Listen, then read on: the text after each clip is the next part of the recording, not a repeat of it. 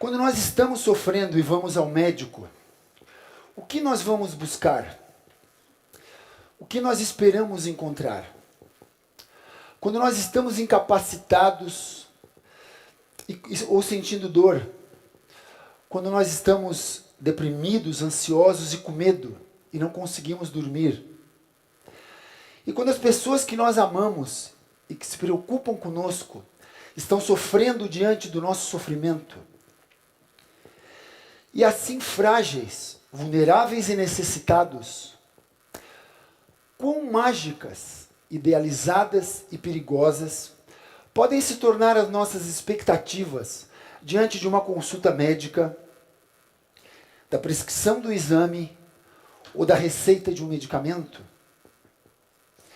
E nós, como médicos e profissionais da área da saúde em geral, a indústria farmacêutica, os hospitais, laboratórios e clínicas, como nós recebemos o nosso paciente com a sua dor, com as suas particularidades e com as suas expectativas? Desde os primórdios, tanto como médicos quanto pacientes, nós tentamos, através da resposta a essas perguntas, buscar e encontrar alívio para o nosso sofrimento, cura para a nossa doença, mas acima de tudo, esperança. A medicina surgiu da simpatia primal do homem pelo humano. A base da medicina é a simpatia e o desejo de ajudar outros. E tudo que é feito nesse sentido deve ser considerado medicina, dizem muitas pessoas. O pai da medicina, Hipócrates, disse: é mais importante conhecer o doente do que a doença que ele sofre. Ao longo do curso do tempo, quanto mais avançamos tecnologicamente nas áreas dos medicamentos, dos exames, das técnicas cirúrgicas e agora mais recentemente na área da genética, menos humana e mais tecnicista tem se tornado a medicina na visão de muitas pessoas. A depressão hoje é a segunda doença mais comum no mundo e se tornará a primeira em 2025. É a segunda causa de faltas ao trabalho no mundo e a primeira causa no Brasil. Também conhecida como a doença da alma, a depressão é uma doença complexa, sempre causada por uma combinação muito particular de fatores que inclui predisposição genética, características da nossa personalidade, desequilíbrio químico cerebral, estressores ambientais, entre outros. A depressão sempre será única em cada um de nós. Ela pode causar desânimo, tristeza, apatia, perda de interesse, alteração no sono e no apetite, ansiedade elevada, irritabilidade, pessimismo, negativismo, perda do sentido pela vida e pode até nos levar ao suicídio. O tratamento da depressão é sempre um grande desafio e muito complexo.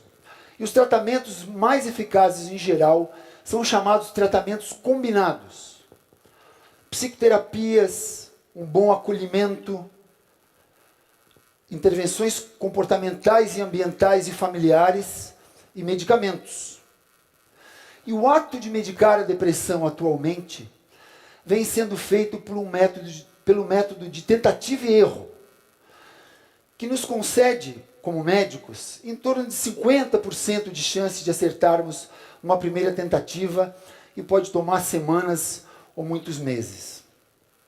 A medicina personalizada é a combinação das boas práticas da medicina tradicional e no caso da psiquiatria, um bom exame do estado mental do paciente, análise das suas características de personalidade, da fase da vida em que ele se encontra, do nível de estresse ao qual ele está submetido naquele momento, análise dos seus exames laboratoriais, dos seus exames de neuroimagem e do resultado de um teste farmacogenético. A medicina personalizada permite, portanto, nos distinguir enquanto pacientes e estabelecer tratamentos customizados para cada um de nós. O sequenciamento do genoma humano gerou inúmeros avanços em várias áreas da medicina, entre eles a aceleração da farmacogenética, uma área que se ocupa em estudar de que maneira o nosso DNA interfere no funcionamento e no comportamento dos medicamentos no nosso organismo. O que a medicina personalizada para a depressão põe na mesa do médico e do paciente é o teste farmacogenético, uma ferramenta que substitui o método de tentativa e erro na escolha dos medicamentos e torna os tratamentos mais rápidos, seguros e eficazes, além de diminuir os seus custos.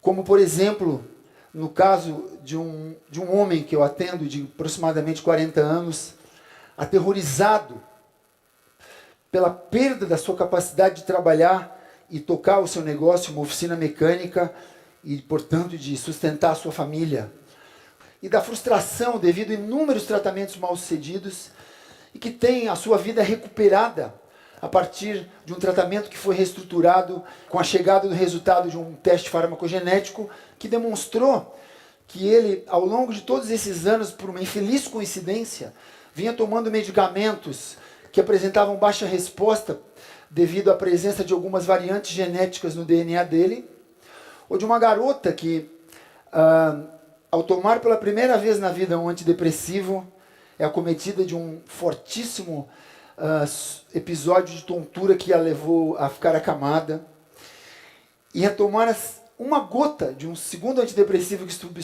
substituiu o primeiro, igualmente ficou acamada, acometida por uma violenta tontura, e que depois que viu o resultado do seu teste farmacogenético que demonstrava que aquele medicamento que ela tomou uma gota, devido a uma variante genética que fazia com que ele fizesse uma dosagem sanguínea abaixo do normal, sequer havia chegado perto de um neurônio dela que fosse.